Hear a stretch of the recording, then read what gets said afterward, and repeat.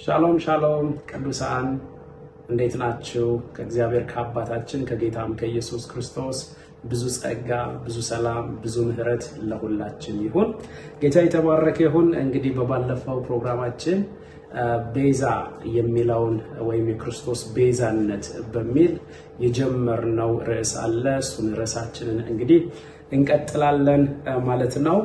ስለዚህ ቤዛ ራንሰም ሪደምፕሽን ወይም ደግሞ በግሪኩ አፖሎትሮሲስ ይሉታል ማለት ነው። ከቤዛነት ጋር በተያያዘ ሁለት ጥቅሶችን በማንሳት ነው እንግዲህ የጀመርነው። አንደኛው የማርቆስ ወንጌል ምዕራፍ 10 ቁጥር 45 ላይ ራሱ ጌታችን ኢየሱስ ክርስቶስ ለምን ዓላማ እንደመጣ የተናገረበት ቦታ ነው። ክፍሉ እንደዚህ ነው የሚለው ማርቆስ 10 ቁጥር 45 ላይ እንዲሁ የሰው ልጅም ሊያገለግልና ነፍሱን ለብዙዎች ቤዛ ሊሰጥ እንጂ እንዲያገለግሉት አልመጣም ይለናል። ስለዚህ ጌታችን ኢየሱስ ክርስቶስ ለኃጢአተኞች ቤዛ ለመሆን ለሰው ልጆች ቤዛ ለመሆን ራሱንም አሳልፎ ለመስጠት እንደመጣ በዚህ ክፍል ላይ ነግሮናል። ከዚህ ክፍል የምንረዳው ለኃጢአተኞች ቤዛ የሚሆን ጌታችን ኢየሱስ ክርስቶስ ብቻ እንደሆነ፣ የኃጢአተኛ ቤዛ ከኢየሱስ ክርስቶስ ውጪ ሌላ እንደሌለ መጽሐፍ ቅዱስ ያስተምረናል። እንዲሁም አንደኛ ቆሮንቶስ ምዕራፍ 1 ቁጥር 30 ጀምሮ ሐዋርያው ጳውሎስ እንዲህ ይለናል፣ ነገር ግን የሚመካ በእግዚአብሔር ይመካ ተብሎ እንደተጻፈ ይሆን ዘንድ ከእግዚአብሔር ዘንድ ጥበብና ጽድቅ ቅድስናም ቤዛነትም በተደረገልን በክርስቶስ ኢየሱስ የሆናችሁ ከእርሱ ነው ይላል። አዲሱ መደበኛ ትርጉም ግልጽ ያደርገዋል ይህንን ሐሳብ። ጌታችን ኢየሱስ ክርስቶስ ከእግዚአብሔር ዘንድ ለኛ ጥበባችን፣ ጽድቃችን፣ ቅድስናችንና ቤዛነታችን እንደሆነ ሐዋርያው ይነግረናል። ስለዚህ ራሱ ክርስቶስ ኢየሱስ ቤዛችንም ቤዛነታችንም ነው ማለት ነው። እግዚአብሔር የተባረከ ይሁን። እንግዲህ ይህንን ትምህርት ስናጠና ይህንን ትምህርት የምናጠናበት ሁለት ምክንያቶች እንዳሉን በባለፈው ክፍላችን አይተናል። ፈጠን እላለሁ። አንደኛ ምክንያታችን በክርስቶስ የቤዛነት ሥራ ምክንያት እግዚአብሔር አባታችን በሕይወታችን ያመጣቸው ለውጦች አሉ። በጌታችን በኢየሱስ ክርስቶስ የቤዛነት ሥራ ምክንያት እግዚአብሔር አባታችን በሕይወታችን ላይ ያመጣቸው ለውጦችና በረከቶች አሉ። እንግዲህ ኢየሱስ ክርስቶስ ቤዛዬ ነው፣ ከኢየሱስ ውጪ ቤዛ የለም የምንለው ሌሎች ሃይማኖቶች የተለያዩ ቤዛዎች አሉ ስላሉ ከነርሱ ጋር ለመከራከር መልስ ለመስጠት ሳይሆን መጽሐፍ ቅዱስ ከኢየሱስ ውጪ ለኃጢአተኛ የሚሆን ሌላ ቤዛ እንደሌለ አስረግጦ ያስተምራል እና ጌታችን ኢየሱስ ክርስቶስ ቤዛችን ነው፣ ኢየሱስ ቤዛዬ ነው የምንል ከሆነ በኢየሱስ ክርስቶስ የቤዛነት ሥራ ምክንያት ምንድነው የተጠቀምነው? አዎ ኢየሱስ ቤዛ ነው። መጽሐፉም ይናገራል እኮ ኢየሱስ ቤዛዬ ነው፣ ከኢየሱስ ውጪ ቤዛ የለም የምንል ከሆነ የኢየሱስ ክርስቶስ የቤዛነት ሥራ ምንድነው የጠቀመን?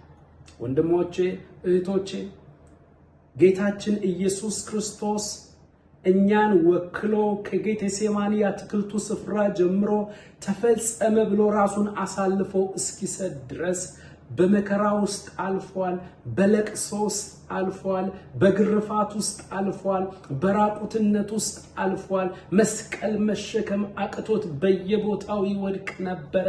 ለ6 ሰዓታት እንጨት ላይ ተሰቅሏል። ስለዚህ እነዚያ ያለፈባቸው መከራዎች ሁሉ እኛን ወክሎ ስለ እኛ የሚሆን ስራ እየሰራ ለኃጢአተኞች የሚሆነውን የቤዛዎት ስራ እየፈጸመ እንጂ ፊልም እየሰራ አልነበረም። የብሉይ ኪዳን ወንጌላዊ የሚባለው ኢሳይያስ በ53ኛው ምዕራፉ ላይ የሰማነውን ነገር ማን አምኗል? የእግዚአብሔርስ ክንድ ለማን ተገልጧል አለ። የሰማነውን ነገር ማን አምኗል? የእግዚአብሔርስ ክንድ ለማን ተገልጧል? በፊቱ እንደ ቡቃያ ከደረቅ መሬት እንደ ሥር አድጓል። እግዚአብሔር የሁላችንንም በደል በርሱ ላይ አኖረ። መሲሁ ተጨነቀ፣ ተሰቃየ፣ አፉን አልከፈተም፣ በማስጨነቅና በፍርድ ተወሰደ። በሸላቾቹ ፊት ዝም እንደሚል ጠቦት ለእርድ ተነዳ። መድቀቁና መሰቃየቱ ግን የእግዚአብሔር ፈቃድ ነበረ ይላል። ስለዚህ ይህ መሲህ ኢየሱስ እንደዚያ በመከራ ውስጥ ያለፈው፣ በለቅሶ ውስጥ ያለፈው፣ ሕማማቱን እያለን እንድናስብ ወይም ደግሞ አብረን ከኢየሩሳሌም ከእስራኤል እናቶች ጋር ደረታችን እየደቃን እንድናለቅስ ሳይሆን በኢየሱስ ክርስቶስ የቤዞት ሥራ፣ በኢየሱስ ክርስቶስ የመስዋዕትነት፣ በኢየሱስ ክርስቶስ መከራና መስዋዕትነት የቤዞት ሥራ ምክንያት ወደኛ የመጡ በረከቶች አሉ። እርሱ በመታሰሩ፣ እርሱ በመያዙ፣ እርሱ በማልቀሱ፣ እርሱ በመገረፉ፣ ደሙን በማፍሰሱ፣ ሕይወቱን አሳልፎ በመስጠቱ ምክንያት ወደኛ የመጡ ውጤቶች፣ ወደኛ የመጡ በረከቶች አሉ። እነዚያ በረከቶች ምንድናቸው? ኢየሱስ ክርስቶስ ቤዛዬ ነው የምንል ከሆነ የቤዞቱ ሥራ ምንድነው የጠቀመን የሚለውን እንመለከታለን። ሁለተኛ የምናጠናበት ምክንያት የክርስቶስ ቤዛነት ላይ ጥቃት ከሚፈጽምና ዓይናችንን ከተሰቀለው ቤዛችን ከሆነው ከኢየሱስ ክርስቶስ ላይ እንድናነሳ ከሚያደርግ ከስህተት አስተምህሮ ራሳችንንና የሚሰሙንን ለመጠበቅ ይህንን ትምህርት እናጠናለን። እንግዲህ ቤዛ የሚለው ቃል በግሪኩ አፖሎትሮሲስ ማለት ሲሆን ወደ እንግሊዘኛ ስንመልሰው ራንሰም፣ ዴሊቨረንስ፣ ሪደምሽን የሚል ትርጉም አለው። ይህ ደግሞ ዋጋን፣ ዕዳን መክፈልንና ከተያዘበት ነገር ነፃ ማውጣትን እንዲሁም መታደግን አያይዞ የሚገልጽ ቃል ነው። እንግዲህ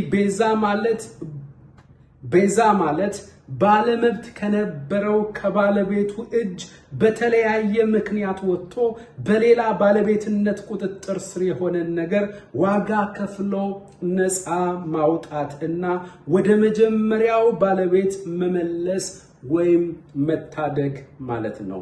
እኛም ከአምላካችን ባለቤትነት ስር ወጥተን በኃጢአትና በጨለማ ኃይላት ግዛት ስር ወድቀን በኃጢአታችንም ለእግዚአብሔር የቁጣ ቀን ተጠብቀን ሳለ እግዚአብሔር የክርስቶስን ደም ለበደላችንና ለዕዳችን ማስተሰሪያ ይሆን ዘንድ ከፍሎ ከራሱ ቁጣ እንዳዳነን መልሶ እንደገዛንና የራሱ እንዳደረገን የሚያመላክት ቃል ነው።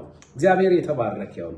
ታዲያ በክርስቶስ ኢየሱስ የቤዛነት ሥራ ምክንያት እግዚአብሔር አባታችን ወደ ሕይወታችን ካመጣቸው በረከቶች የክርስቶስ ኢየሱስ የቤዛነት ሥራ እኛን ምን ጠቅሞናል? እግዚአብሔር አባታችንስ በዚህ በክርስቶስ ኢየሱስ የቤዛነት ሥራ ምክንያት ወደኛ ያመጣቸው በረከቶች፣ ወደኛ ያመጣቸው ብሌሲንጎች አሉና እነዚያ ብሌሲንጎች ምን ናቸው?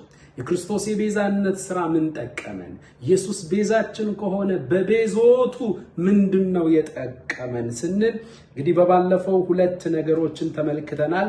አንደኛ የዕድሜ ዘመን የኃጢአትና የበደል ስርየትን አግኝተናል። ሁለተኛ ከጨለማ ስልጣን አድኖ ወደ ፍቅሩ ልጅ መንግስት አፍልሶናል። እነዚህን ሁለቱን በባለፈው ፕሮግራማችን ተመልክተናል። ዛሬ ሶስተኛውንና አራተኛውን እንመለከታለን። የክርስቶስ የቤዛነት ሥራ ለኛ ምን ጠቀመን? ኢየሱስ ክርስቶስ በቤዞቱ በሰራልን የመስዋዕትነት በሰራልን የቤዛነት ሥራ ምክንያት እኛ ምንድነው የተጠቀምነው?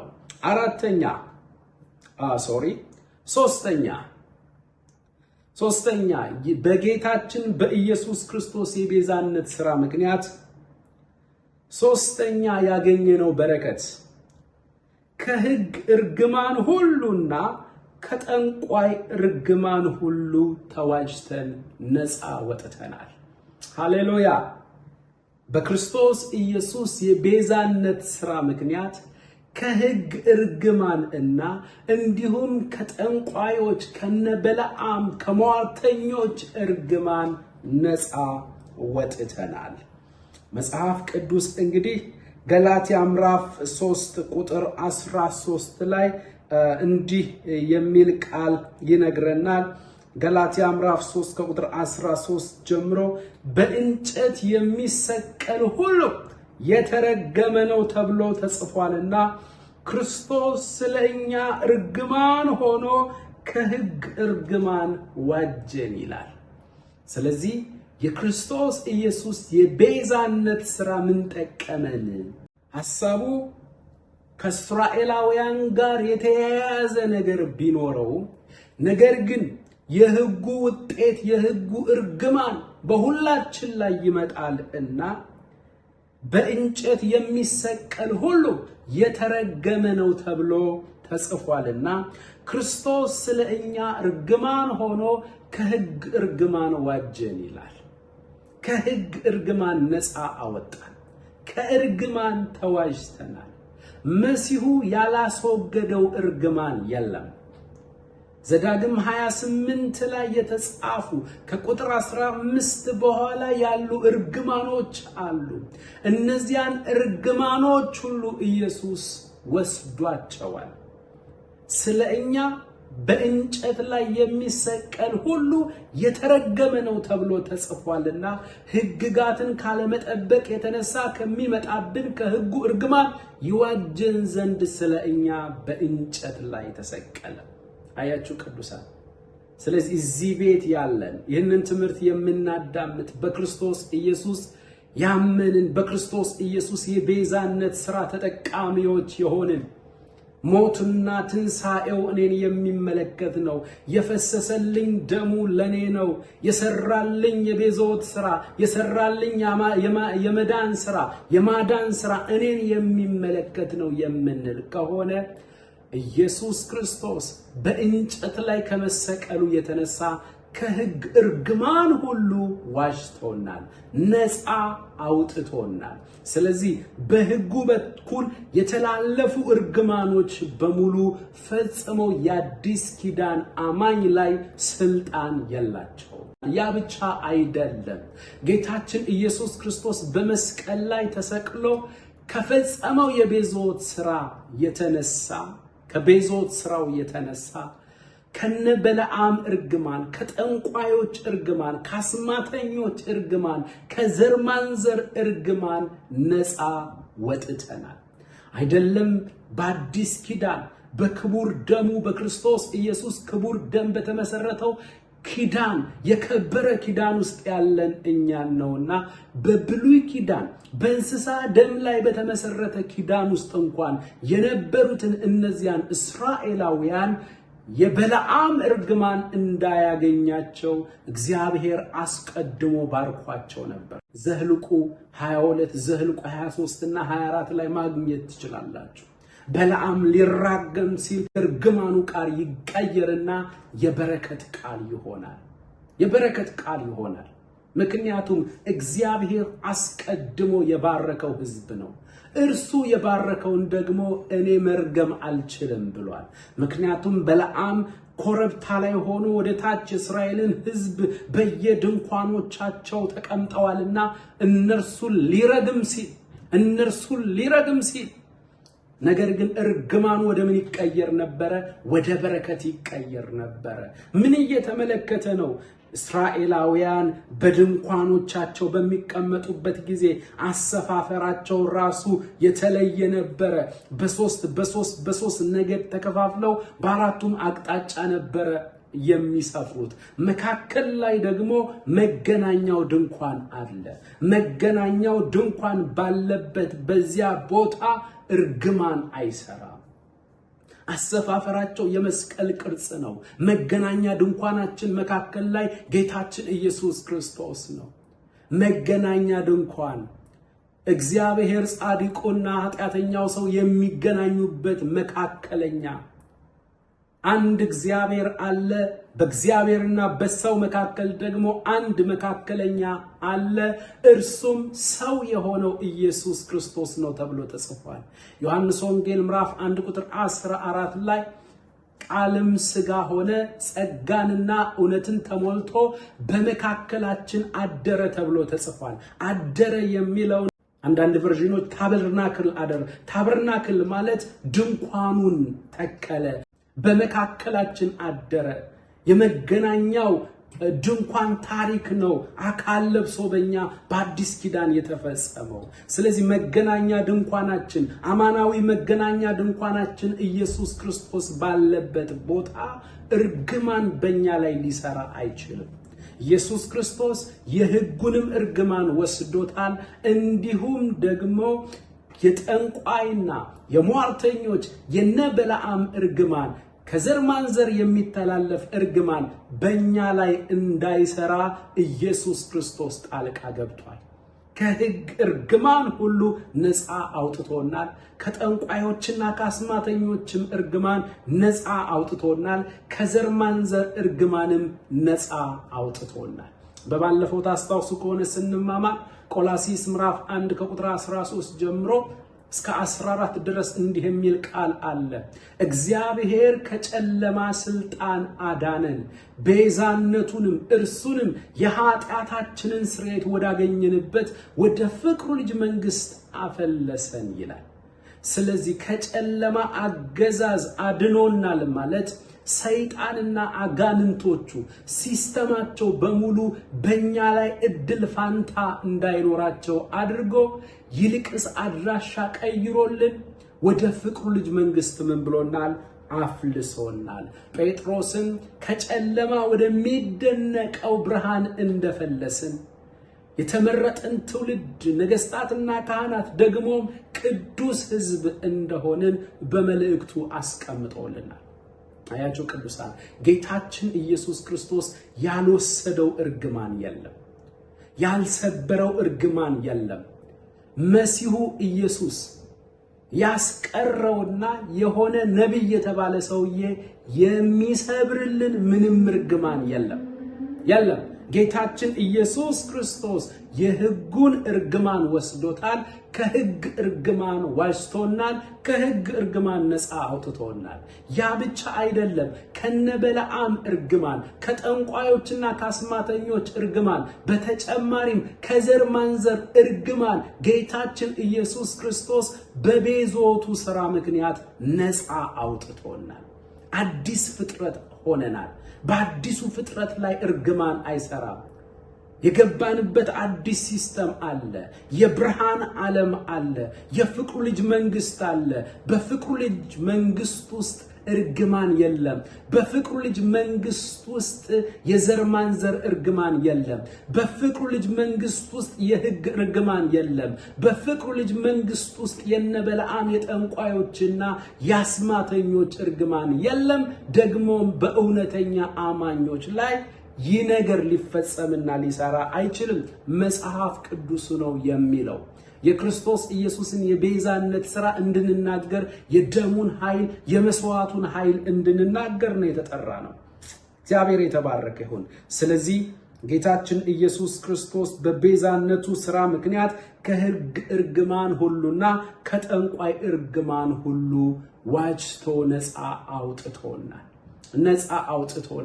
የተሰራው የቤዞት ሥራ፣ የተሰራው የማዳን ሥራ ታላቅ ነውና ይህንን ነገር የዚህ ተጠቃሚ እንደሆንን ሁላችንም ልብ ልንል ይገባናል ማለት ነው።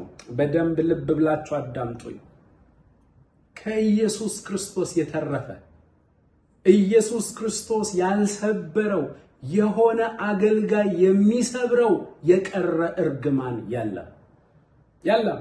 ፈጽሞ መጽሐፍ ቅዱስ የማያውቀው ሐዋርያቶቹ የማያውቁት የእርግማን ሰበራ፣ የዘር ማንዘር እርግማን ሰበራ የሚባል የትኛውም ኮንፈረንስ መጽሐፍ ቅዱስ የማያውቀው እነ ሐዋርያው ጳውሎስ የማያውቁት ነው።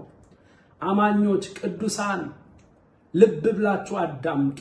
ኢየሱስ ክርስቶስ ያልሰበረው፣ ኢየሱስ ክርስቶስ ያልወሰደው፣ ያላስወገደው የሆነ አገልጋይ የሚያስወግድላችሁ እርግማን የለም። ኢየሱስ ሰብሮታል። ኢየሱስ አስወግዶታል። ኢየሱስ ዋጅቶ ነፃ አውጥቶናል። ቀጥሎ በክርስቶስ ኢየሱስ የቤዛነት ሥራ ምክንያት ወደኛ እግዚአብሔር አባት ካመጣቸው በረከቶች መካከል አራተኛው በክርስቶስ የቤዛነት ሥራ ምክንያት የእግዚአብሔር ጽድቅ ተደርገናል፣ ደግሞም ጽድቃችን ተረጋግጧል። የእግዚአብሔር ጽድቅ ተደርገናል፣ ጸድቀናል። መጽሐፍ ቅዱሳዊ ጥቅስ ያስፈልገናል። ሮሜ ምዕራፍ 3 ቁጥር 24ን እናስቀድም። በክርስቶስ ኢየሱስ የቤዛነት ሥራ ምክንያት እንደ ጸደቅን የጽድቅ ነገር ሲነሳ የኛ ተሳትፎ እንደሌለበት ሁሉንም ጌታችን ኢየሱስ ክርስቶስ እንደጨረሰው እንዳስወገደው በእርሱ የቤዛዎት ሥራ ምክንያት ተቀባይነት እንዳገኘን በእርሱ የቤዛዎት ሥራ ምክንያት ሰማይ እንደተቀበለን ልናውቅ ይገባናል። እንግዲህ ሮሜ ምዕራፍ 3 ከቁጥር 9 ጀምሮ እስከ ቁጥር 20 ድረስ አንድ ሐሳብ እናገኛለን።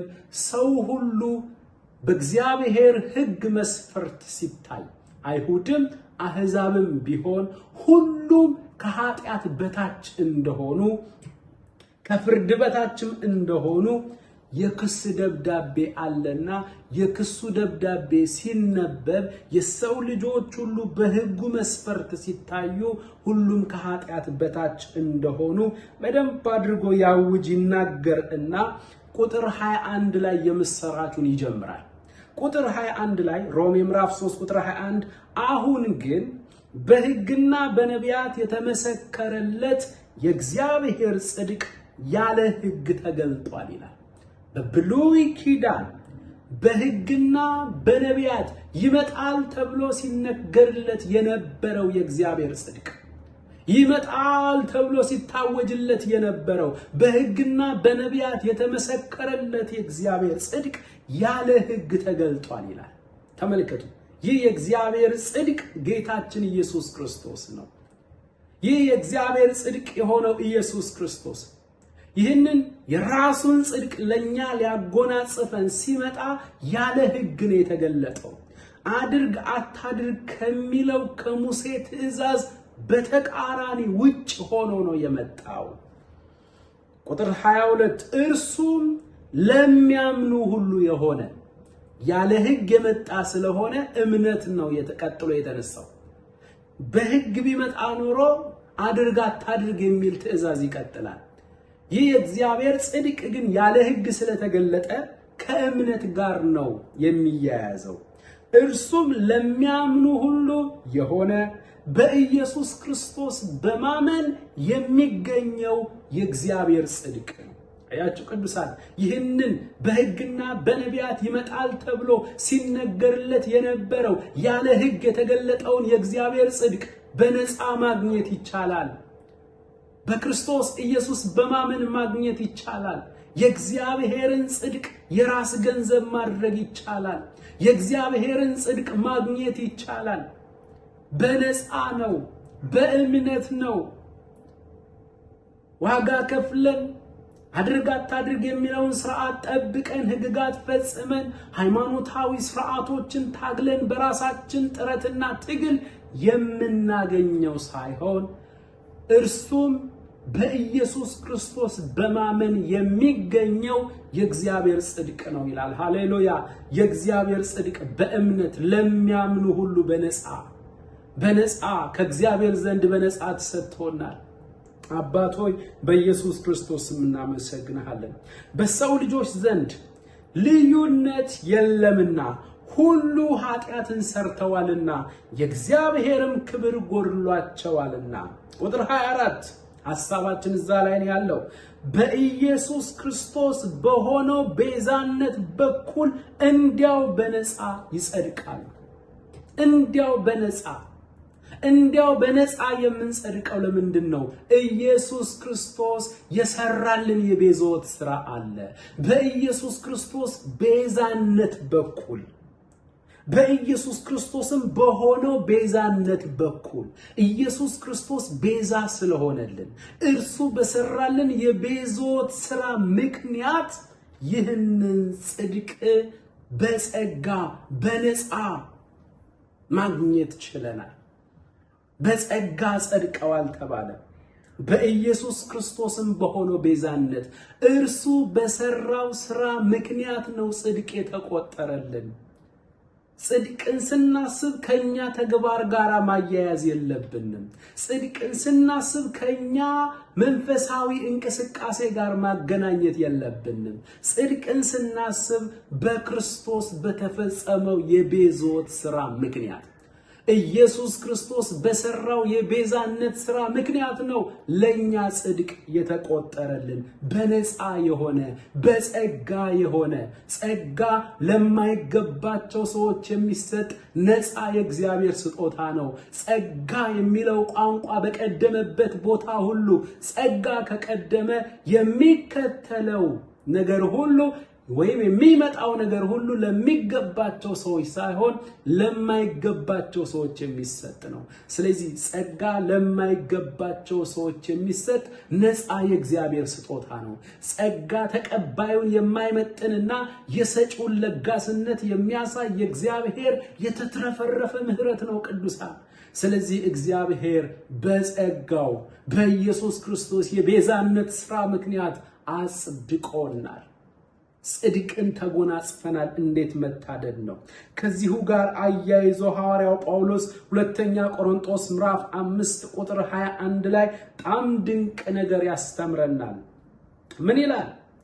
ሁለተኛ ቆሮንቶስ ምዕራፍ 5 ቁጥር 21 ላይ እኛ በእርሱ ሆነን እኛ በክርስቶስ ሆነን የእግዚአብሔር ጽድቅ እንሆን ዘንድ ተመልከቱ። እኛ በክርስቶስ ሆነን የእግዚአብሔር ጽድቅ እንሆን ዘንድ ኃጢአት ያላወቀውን እርሱን ስለ እኛ ኃጢአት አደረገው ይላል። የቦታ መቀየር ነገር ነው የተፈጸመው። እኛ በእርሱ ሆነን በክርስቶስ ሆነን በእርሱ ቦታ ሆነን የእግዚአብሔር ጽድቅ እንሆን ዘንድ ኃጢአት ያላወቀውን ኢየሱስን በእኛ ቦታ ኃጢአት አደረገው። ዋው! እንዴት ድንቅ ነገር ነው የተፈጸመው ቅዱስ! ኢየሱስ ክርስቶስ ሰብስቲቲዩት ሆነ፣ በእኛ ቦታ ገባ። እኛ በእርሱ ቦታ የእግዚአብሔርን ጽድቅ ተጎናጸፍን። እርሱ በእኛ ቦታ ገብቶ የእኛን ኃጢአት ወሰደ። እግዚአብሔር እኛን በኢየሱስ ቦታ አደረገን እና ዋው! ቦታ ቀያየረን። እግዚአብሔር እኛን በክርስቶስ ቦታ አድርጎ የራሱን ጽድቅ አጎናጸፈን። ኢየሱስን በእኛ ቦታ አድርጎ የኛ ኃጢአት አደረገው። ዋው! ምንኛ ድንቅ ነገር ነው የተፈጸመልን። እዚህ ቦታ ላይ አንድ ነገር አለ። ከኢየሱስ ጋር በተገናኘ እንዲሚል ቋንቋ አለ። ኃጢአት ያላወቀውን እርሱን ስለ እኛ ኃጢአት አደረገው ይላል። አደረገው የምትል ቋንቋ አለች። በጣም ወሳኝ ቋንቋ ናት። ኢየሱስን እግዚአብሔር የኛ ኃጢአት አደረገው፣ በእኛ ቦታ ኃጢአት አደረገው። ስለዚህ ኢየሱስ ተደርጎ ነው ኃጢአት። ኢየሱስ ኃጢአት የተደረገው ለምንድን ነው? በራሱ መሆን ስለማይችል። ለምንድን ነው ኃጢአት መሆን የማይችለው? ተፈጥሮ ስለማይፈቅድለት። ተፈጥሮ ምንድን ነው? እርሱ በመንፈስ ቅዱስ ኃይል ተጸንሶ የተወለደ የእግዚአብሔር ልጅ ነው። ከዚህም የተነሳ በእርሱ ዘንድ የኃጢአት ተፈጥሮ የለችም። እንዲሁም በምልልስና በንግግሩ እንኳን የተገለጠች ኃጢአት የለችም። ተንኮል የሌለበት ተብሏል። በአፉ እንኳን ተንኮል አልተገኘበትም አለ ጴጥሮስ። ከኃጢአተኞች የተለየ ይለዋል ዕብራዊው ጸሐፊ። ስለዚህ ጌታችን ኢየሱስ ክርስቶስ በተፈጥሮም ደግሞም በድርጊትም የተገለጠ ኃጢአት ስለሌለበት ተፈጥሮ ስለማይፈቅድለት ኃጢአት ልሁን ቢል ኃጢአት መሆን አይችልምና እግዚአብሔር በእኛ ቦታ ኃጢአት በራሱ መሆን የማይችለውን ኢየሱስን ኃጢአት አደረገው።